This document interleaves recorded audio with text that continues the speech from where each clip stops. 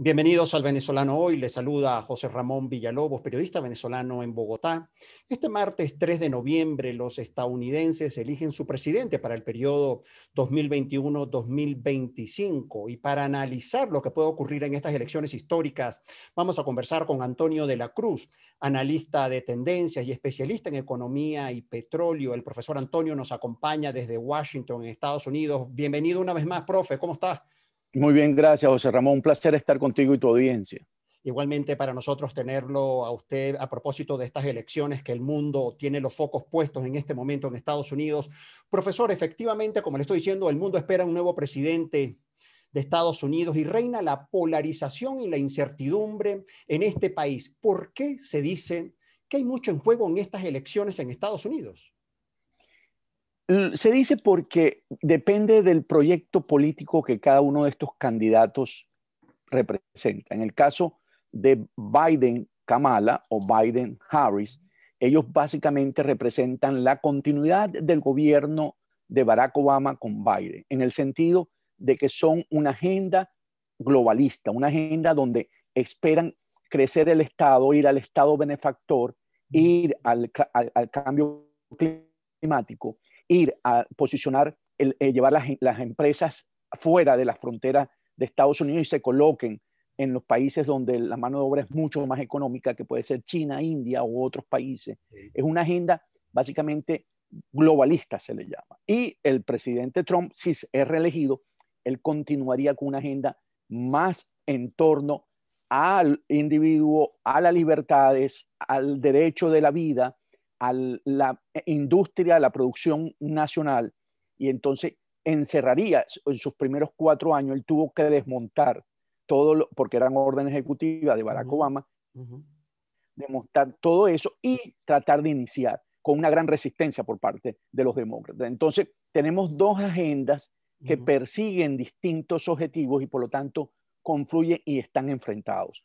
Una por el lado de los demócratas y la otra por el lado republicano. Y en términos de lo que sucede en la región, una es multilateral, o sea, haría todo de acuerdo, acompañada por las multilaterales, quiere decir la Unión Europea, la ONU, para ver si puede lograr cambios en la región que sabemos, como Venezuela, Nicaragua, Cuba, y otro que cree en profundizar la presión máxima en cada uno de estos países para ver si logra asfixiarlo y puede lograr una solución.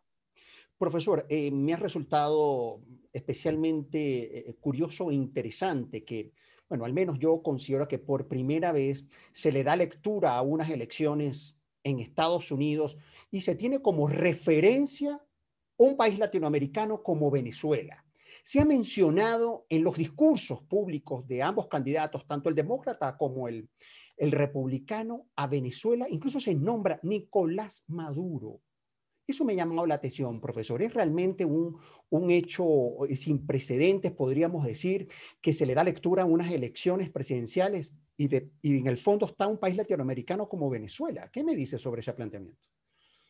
Venezuela, desde que montó su modelo de socialismo siglo XXI y haber destrozado la economía venezolana, después de ser reconocida como uno de los países que tenía un potencial y una estabilidad, desde los 40 años de democracia, y haber sufrido lo que ha sufrido la migración, la caída del Producto Interno Bruto, la hiperinflación, como modelo implantado por un esquema del socialismo siglo XXI, ha sido agenda electoral en todos los procesos electorales de las Américas. Podemos verlo cuando fue Colombia, podemos verlo en cada uno de ellos, y Estados Unidos no escapa de eso. ¿Por qué?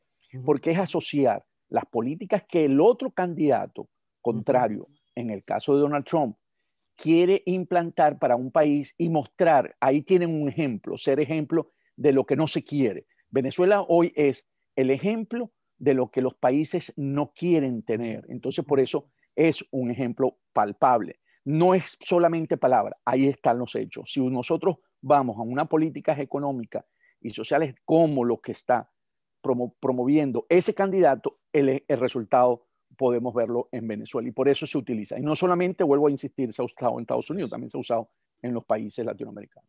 Profesor, pero es muy interesante porque cuando yo hablo con analistas me dicen y rechazan incluso, pero darle lectura a la vida política. Por ejemplo, acá en Colombia hay algunos analistas académicos que dicen, hey, no, ya va, esos son contextos distintos. Darle lectura a la vida, repito, a la vida política o electoral, teniendo como referencia a Venezuela, y dicen que ese planteamiento no lo siento como muy válido. Ahora, le menciono esta introducción, profesor, porque, y se lo menciono de una manera muy orgánica. Ayer al mediodía hablo con un primo que está en Maracaibo, y yo le digo, mañana voy a entrevistar a Antonio de la Cruz sobre las elecciones presidenciales en Estados Unidos, y de una manera muy orgánica y maracucha me dice, pero ¿cómo es eso que puede haber comunismo y socialismo en Estados Unidos? O sea, él estaba desconcertado porque parte de la campaña de Donald Trump se ha centrado justamente en atribuirle a Joe Biden una postura tolerante,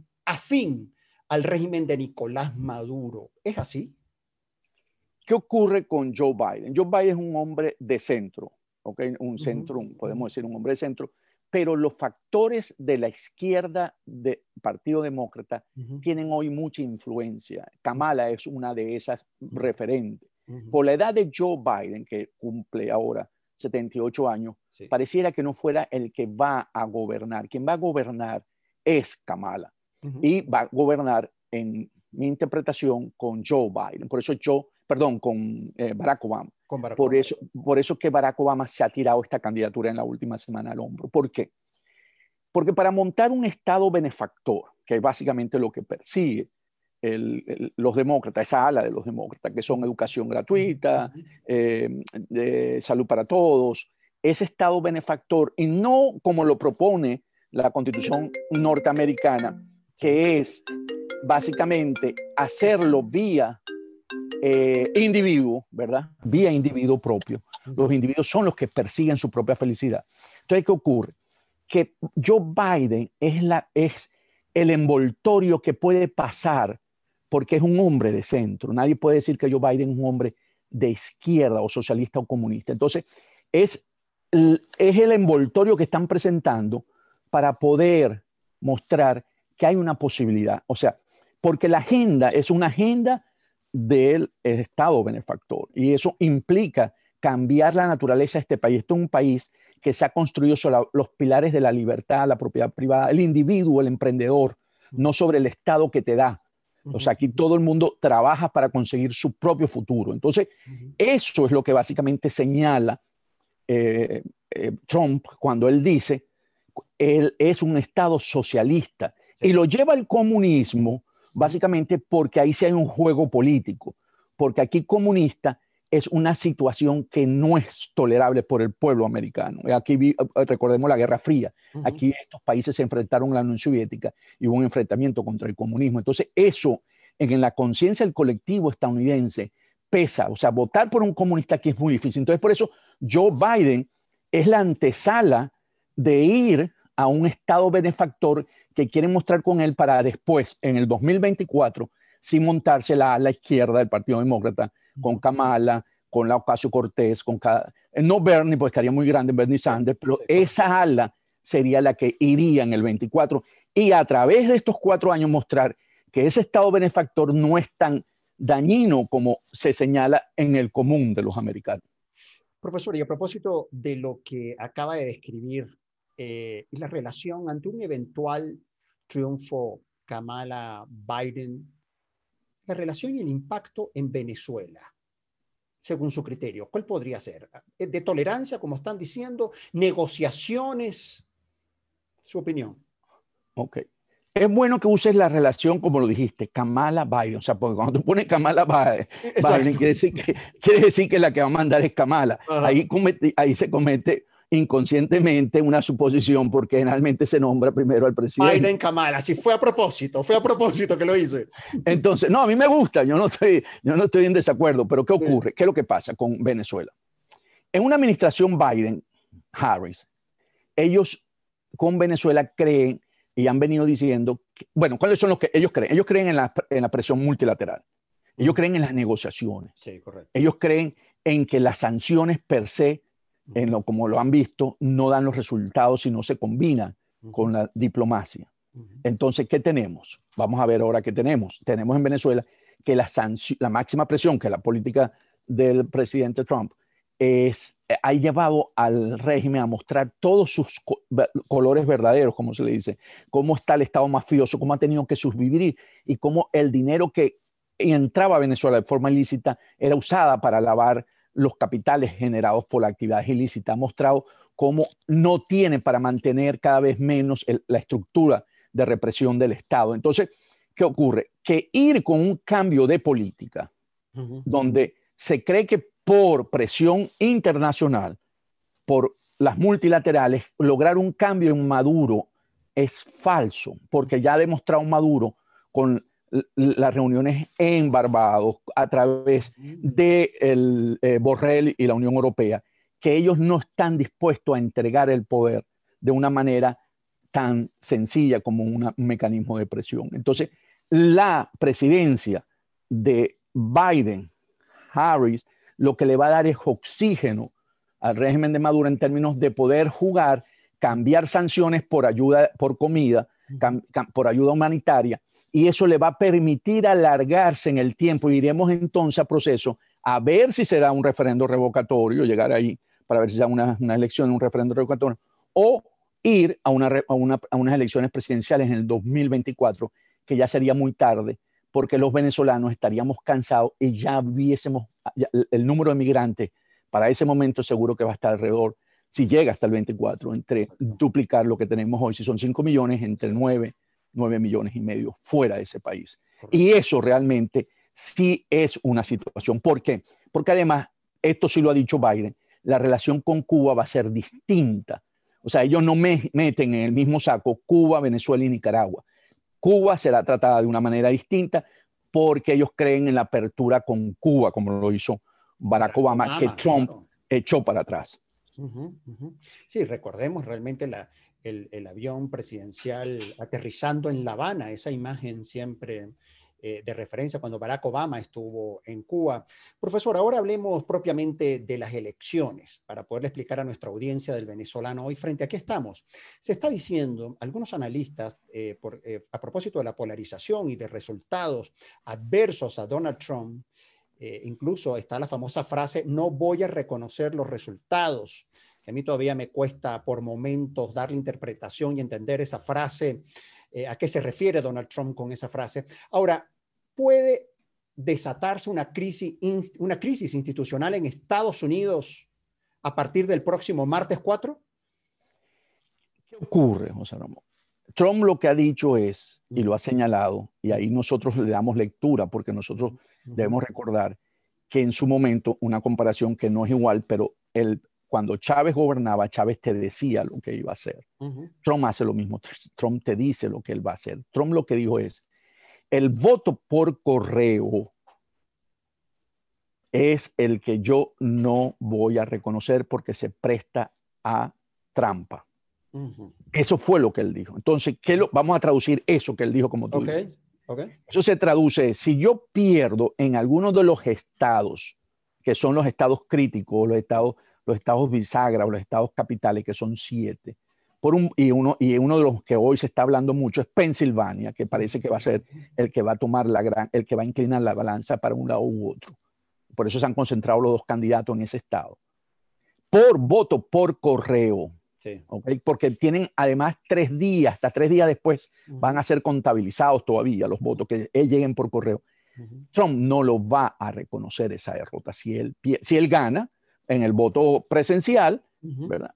Y pierde por voto por correo. Él no va a reconocer ese resultado. Y entonces ahí sí se genera un mecanismo de cómo resolver esa situación que debemos recordar la del 2000 en Florida con Bush y Al Gore. Entonces eso sube a la corte, eso toman decisiones, hay mecanismos de la propia Constitución y entonces ahí sí se puede crear, no una crisis institucional, sino para resolver la situación. No es que aquí va a haber una guerra civil, ni mucho menos, no. Se va a crear una situación donde van a actuar los otros poderes, el poder legislativo, y primero el poder judicial, ¿verdad? La corte, y en eso se irá a tomar la decisión. Entonces, esa es la única condición que yo veo cuando él dice, yo no reconoceré el resultado si me ganan por voto por correo. Entonces, eso sí lo tomemos en cuenta y vuelvo a insistirte.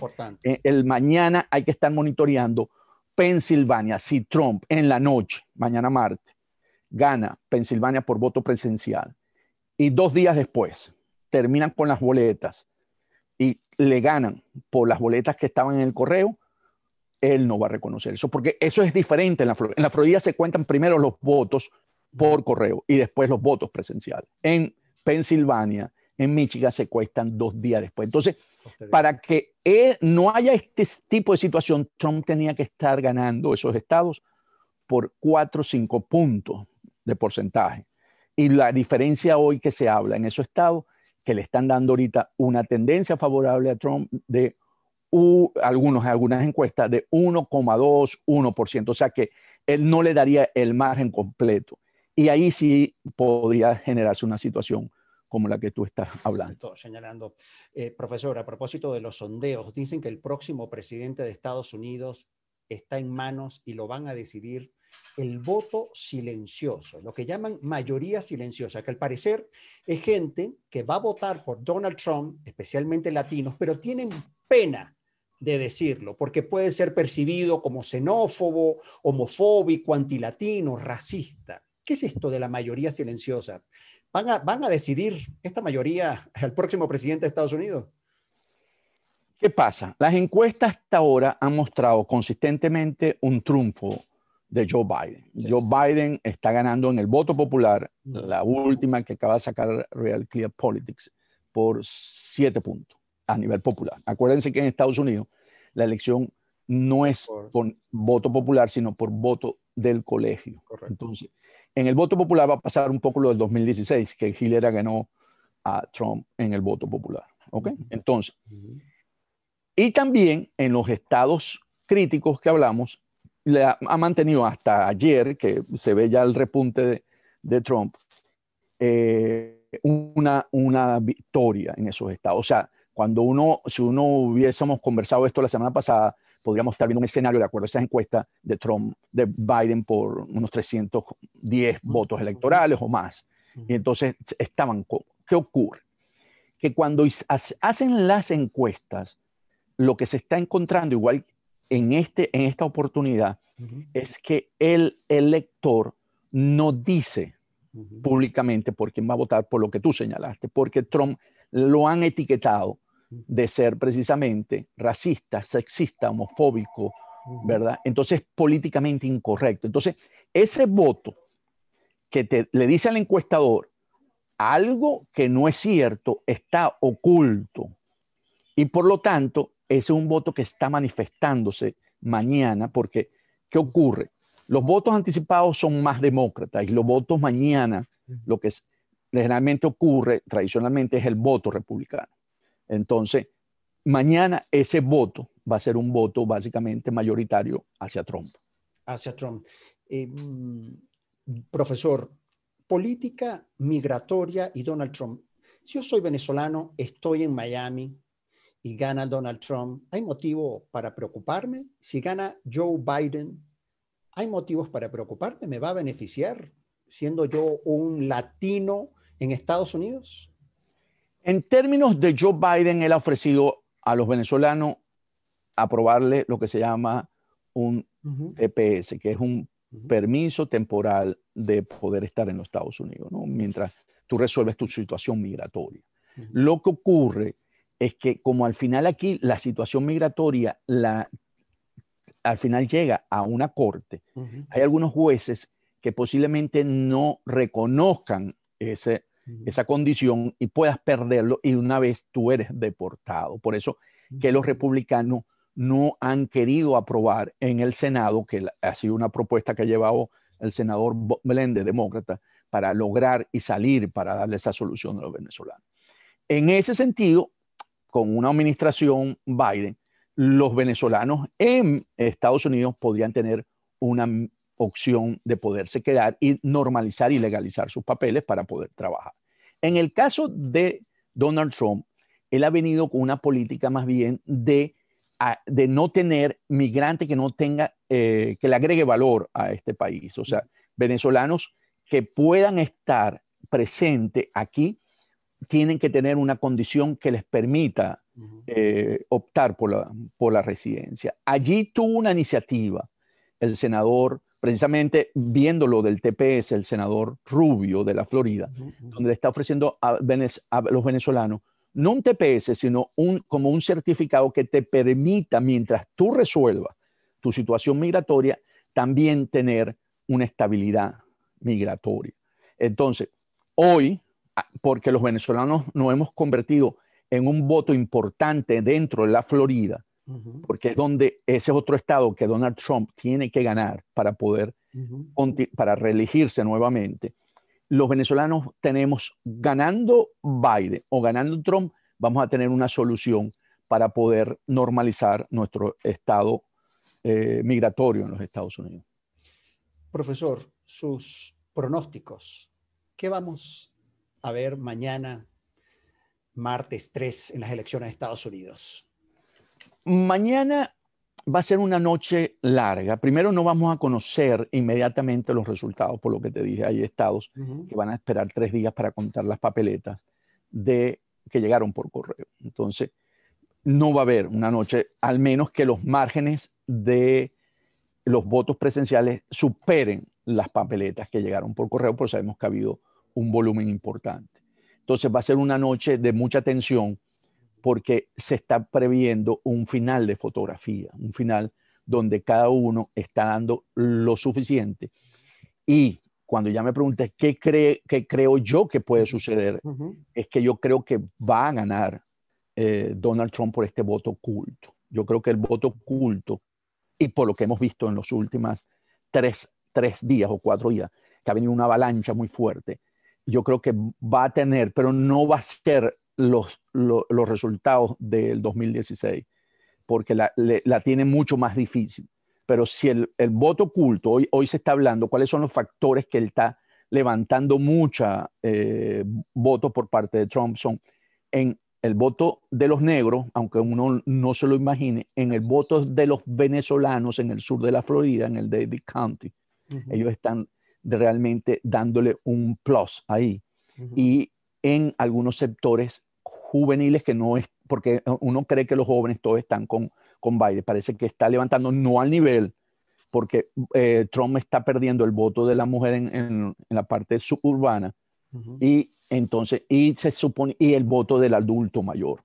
El adulto mayor ha sido muy bien trabajado por los demócratas, sin embargo, el de los negros ha venido recuperándose, y en el voto latino. Entonces estamos realmente en una noche final de fotografía.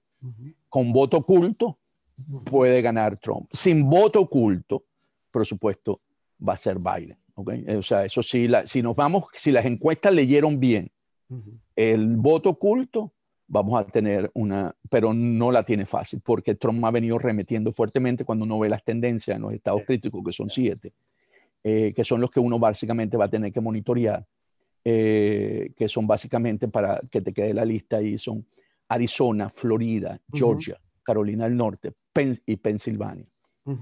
Esos yo lo veo, esos que están ahí lo estoy viendo que puede ganarlo Trump. Y Biden, que son los otros 3, podría estar ganando Michigan, Minnesota y Wisconsin. Con ese voto electoral, a mí me está dando 278 para Trump, y 258 para Biden. Porque justamente ya para finalizar este contacto con Antonio de la Cruz, analista de tendencias de Washington, venezolano. Profesor, mi última pregunta justamente era, ¿sorprenderá Donald Trump? Va a ocurrir, si ese resultado se da, las encuestadoras van a sufrir un revés muy grande, porque en el 2016 lo tuvieron, y aquí van a quedar en cuestionamiento. Han sostenido que ellos midieron muy bien la de 2018 con los ¿cómo se llama? Senadores y representantes, que dijeron que fueron bastante certeros. Sin embargo, lo que pasa es que Donald Trump te da esa característica del voto oculto, que si hubiese sido Bernie Sanders, el candidato demócrata, también lo hubiese tenido, porque hubiese habido muchos demócratas que no se hubieran querido identificar con él, porque él es socialista. Y aquí también, igual que como las otras características que dimos de Trump, aquí marcadamente decir que uno es socialista comunista, sí, claro, también no es políticamente correcto. Sí. Profesor, ya, eso sí, la última pregunta. El señor Nicolás Maduro va a emitir un tuit felicitando a Donald Trump ante un eventual triunfo del candidato republicano? Nicolás Maduro está ligando que gane Biden. ¿Okay? Si tú le dices a Nicolás Maduro, él está deseoso que gane Biden porque él sabe que él se mantiene en el poder si gana Biden. Por lo que dijimos, por todos los procesos le van a dar mucho más tiempo y le va a dar tiempo para poder sostenerse más en el poder. Y los cubanos necesitan que Maduro se sostenga más tiempo en el poder para poder tener los ingresos del petróleo que ellos necesitan en la isla. Entonces, si gana Donald Trump, por supuesto, ellos va a buscar, porque sabe que lo va a terminar de arrinconar con la presión máxima. Por ejemplo, la licencia para seguir Chevron en Venezuela la tiene hasta el 5 de diciembre. Si gana Trump, esa licencia no se la van a renovar y va a salir Chevron también de Venezuela, que sería la última compañía petrolera norteamericana en el país. Si gana Biden, es muy probable que se abra y que ellos pidan una extensión y vuelvan a reiniciar operaciones petroleras dentro del país. Entonces, esas son las grandes dos diferencias.